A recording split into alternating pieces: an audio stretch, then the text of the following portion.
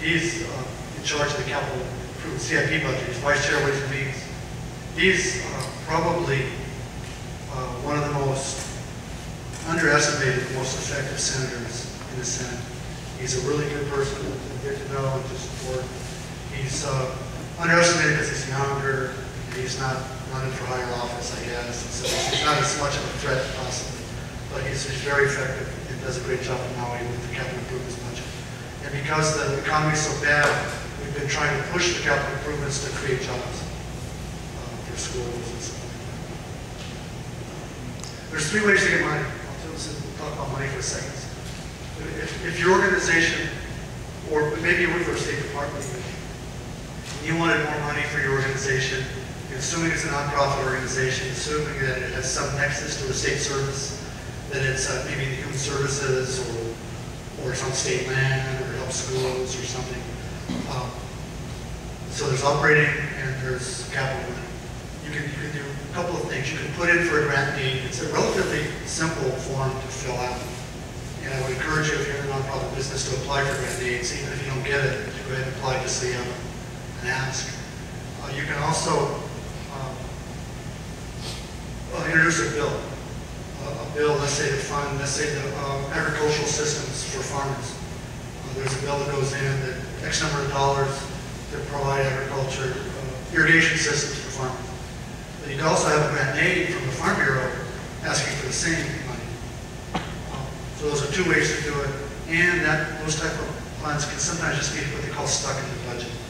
The budget is a big document, big budget. And that's the entire operating, and then what's left over from that, we have what we call a carryover balance. It may be, $100 million. Out of that carryover balance, that's where the bills get filled.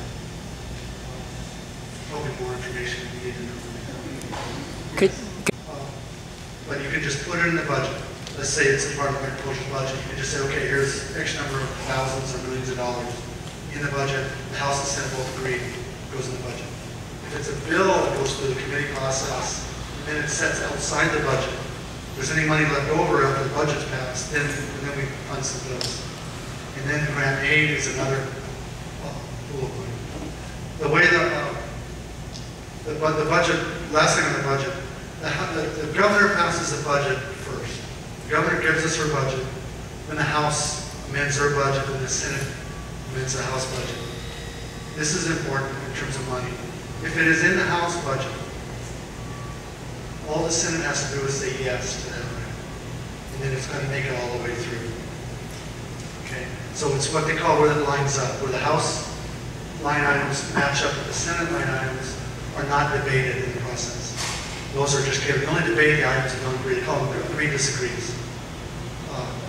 And so ideally, the senators and the House members work together on the budget. So if Maui has a priority, it could be a road, it could be a school, it could be whatever, and it lines up. It's a senator's priority, it's a House member's priority, it's in their budget, the senator says yes.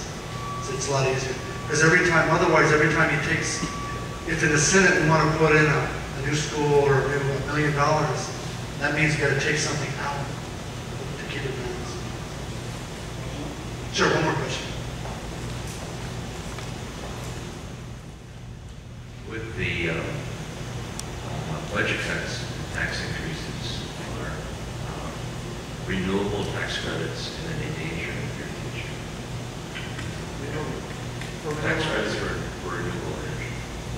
So actually, second question, quick question. Won't you be less effective as a lieutenant governor for the order leader in the Senate? I'd love to answer that question, actually. Our renewable energy tax credits threatened.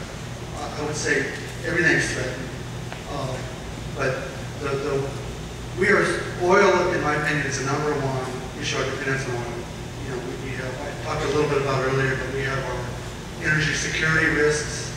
Jeff Nicolina with Blue Planet has a saying that says, we're one tanker away from being Amish. Okay? So if we lose, if there's a terrorist incident or the ship stops coming, we're done. We are done. Our economy will grind to a halt. And so it's over. Not to mention the environmental and economic benefits. So I believe there will be a lot of pressure to keep tax credits on renewables. I want to be But that's why we need that barrel tax, to fund some of those tax credits. And on the Lieutenant Governor question, it is a question that's asked of me quite frequently. Am I better off serving the community as majority leader or as Lieutenant Governor? Majority leader, my power and authority and influence is because of my position. I don't chair a committee. The chairs of the committees can keep things from being heard, they can pass bills. I can't do anything. My power and authority and influence is because of my position, because of my title. Lieutenant Governor's title is a better position, better title. It will give me a far greater platform to advocate for the issues that are, I think, important to the state, which would be energy independence, sustainability, education. And so that gives me that potential of advocating for these same issues.